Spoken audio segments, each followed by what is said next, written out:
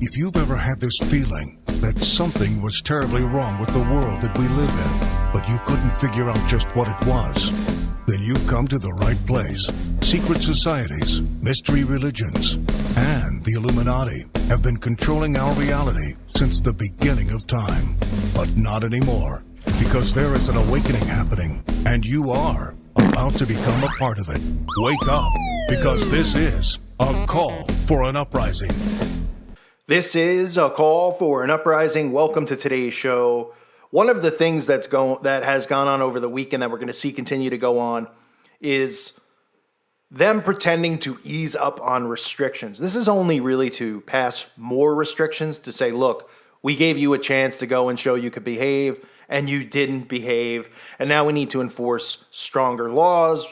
We need to possibly even take and bring in martial law in certain states. Because it will be certain states. It will not be the entire country at once. They cannot have people become suspicious of this stuff. Oh, in New York, oh, this happened, and now they have to bring in military tanks. People will be like, oh, okay. And then they'll watch and study and examine how people behave. But the social distancing has gotten so ridiculous. I even went out where I live, where there's not many people, and there are cops everywhere. There's cops in parks. There's cops in parking lots. And if they even see you get out of your car, from what I've seen, they're ready to come up to you if you don't even have a mask on in some cases. But they're really just watching for that, and they're watching for social distancing. They've been given orders from the governor. This is apparently the most important thing, right? And this is right out of 1984, of course.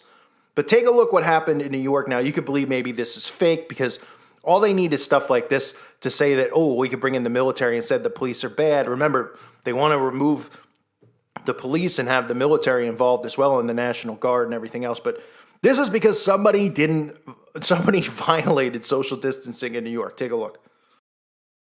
Violation of social distancing orders led to a police confrontation in the East Village. Video posted on social media shows NYPD officers arresting a man near Avenue D and East 9th Street last night. We will be out there again in force today and going forward to make sure that people are practicing that safe distance. Also, that people are wearing masks when out in public. So it's more of the same, unfortunately, for New York City. They can expect.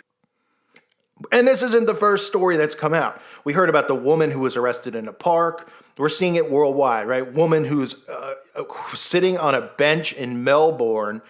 8 police come and question and surround the woman like she had just committed a Jeffrey Dahmer type of act. I mean, ridiculous stuff. You could see all of these stories. Idaho woman who was arrested during a protest at a closed playground was arrested. People getting handcuffed in front of their families at parks for allegedly violating social distancing. Okay, this is getting people used to this, obviously. And you would think that this would make people more and more angry and more ready to rise up against everything that's going on. But unfortunately, it's not. It's making people more scared to even leave their home, which, again, is what they want. They want us to imprison ourselves in our home and say, look, at least you have your internet, you have all your technology, you have the TV so you can get your fake news from us, and we have all these camera devices, spying devices in your home so we can make sure we can watch what you're doing. Because, again, I've said this, and look, if you follow my channel, I did videos, in the fall talking about how your home is going to become your new prison, way before this. And for years, talking about how we're imprisoning ourselves. And now look what's happened. They've come out with the quarantine, and people are willingly imprisoning themselves in their home. And the only thing you could do is, you can go to the park for a little bit, but you got to go back home after. What does that sound like? Sounds just like a jail cell, right? They're imprisoned. They get to go outside for recess for an hour, and then they're back in their cell. Same thing. So some people would say, well, why wouldn't they just imprison all of us? Well, where are they going to put all the prison cells? The smartest way to do it was for people to turn their homes into prisons. And that's what they've done. But nonetheless, we're allowing them to violate our rights. And again, you could see stories like this and you could say it's fake and it's for a reason. But this is going on around the country, and I believe it because maybe not this specific one because it does look a little suspicious, like he's just jumping a guy and trying to taser him for no reason. And this is an NYPD cop making an arrest in East Village, right, for social distancing violation, which threatened a bystander with a taser and then punched him to the ground, as you saw in the video. The video has spread quickly on social media showing officers making an arrest on 9th Street and Avenue D just after 5:30 Saturday, when one cop gets up, draws his taser, and approaches a bystander while yelling, "Move the F back right now, don't flex." Police said the bystander, 33-year-old Donnie Wright, and again, there's your 33, so then you could wonder if this is a legit story or not, or if this is something they're planting out there. Now, obviously, you see it really happen because it's on video, but they can stage these types of things all the time to get reaction out of the public. Because remember, I mean, we even heard Bill Gates and all these scumbags talk about how important it is to bring in data and to monitor data. Because it's the data that they see that shows them how close they are, how far along they are with getting everything accomplished that they want to get. They don't want a large majority of people to push back because there are more of us than there are of them. And that's a fact. Now, look, they have the military under, most military under mind control. We have the police who are obviously under Freemason control and Freemason operatives who are doing everything they can for what they believe is the betterment of the human race because, they're so much better than us, the Freemasons. So they have all of these people working hand in hand with them. And again, that's why it was always so important for them to disarm the public and keep them armed, right? So they have a huge advantage because they don't have an advantage in numbers. But anyway, this cop lost his, he lost his badge according to police officers. And this is the type of stuff that's going on. Whether, like I said, this specific story was staged or not, but this is what they're doing. They're upping the ante now with police. And a lot of the governors, I read about the governor of New Jersey saying, look, we're going to let people go out there. This is for you. But I'm telling you right now, if you disobey, and I hear the data comes back over the weekend that people aren't social distancing, we're going to file, this executive order that we can file, and then the restrictions are going to get even worse, and more people are going to be forced to stay indoors, and everything's going to be shut down, even leaving your house and going up the road for a jog. Okay? So that's likely what this could possibly lead to. I mean, look, I'm under the belief that they're going to ease up for a little bit, just to give people a little bit of taste of reality and then bring them back to this. So that then they will all willingly take the vaccine that's going to save the human race, right? Because they need to obviously make sure that everybody's on board for the most part. And then the few of us who aren't, the people who are on board are going to say, go get it because we don't want to get sick from you because you could carry the antibody. And then, we'll be like, well, why aren't you immune because you got the shot? And they'll go, no, because there's still a 2% chance we can still get it. So why would you even take the shot then if it's not 100% guaranteed? Oh, because you're a zombie. Just like the people who get their flu shot. They pretty much tell you it's a less than 50% chance that it's going to protect you from getting the flu, and these morons still get it. Pretty amazing, right? Pretty amazing. This is the world that we're living in. But this is Big Brother, right? So they've called on Big Brother. Instead of looking at all the other things that possibly, could be going wrong in the world, like trafficking of, what, not talking about drugs, talking about, children, all these other things that are going on. The police are they've fully been asked to spend 24/7, not even really pulling people over for speeding as much, right? They're in these places where people can gather, which are limited. These small places, right? There's still, the malls and the restaurants are still closed and stores.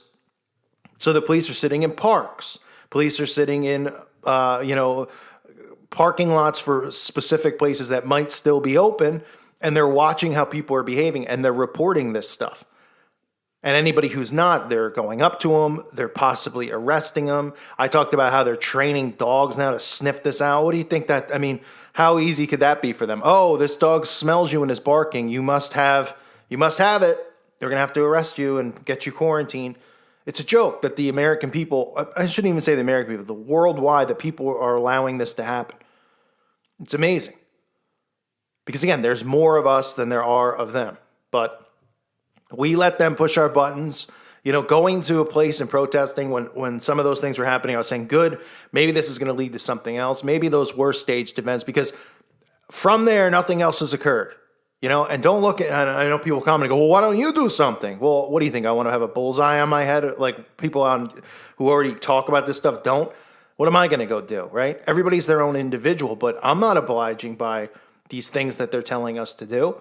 But unfortunately, I can't, if I wanted to go to a store, which luckily for me, I don't, I already socially distance myself. So it's not the biggest deal. The only thing that really pisses me off is I'd like to travel, if I wanted to, or visit family or go somewhere, because I do like to, go places, or not like places, but, like go to a park in a different state and all that kind of stuff.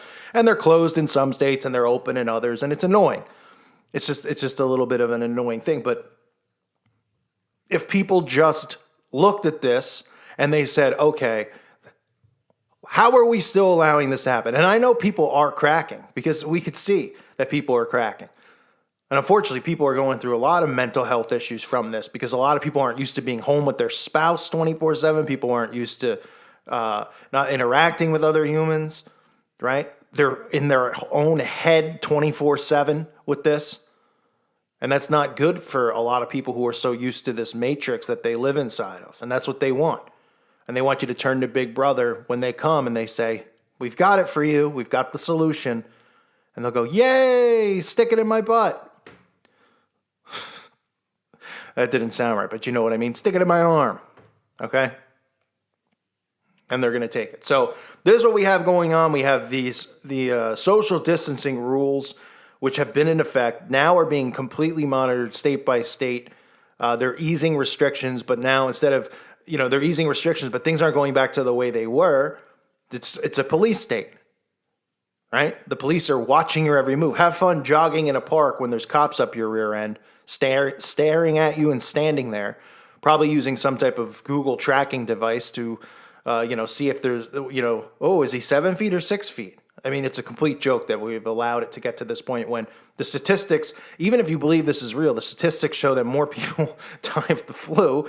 And I don't believe any of the statistics about the flu either, because I don't see 100,000 people dying of flu. But if people out there believe in all this crap, right, they believe, that everyone's dying of the flu, you need to get your flu shot, and then this is all real, then why aren't they using that as a comparison tool and saying, we never did this over the flu, we never social distanced over the flu, and what's more extreme about, it can spread easy? I mean, give me a break.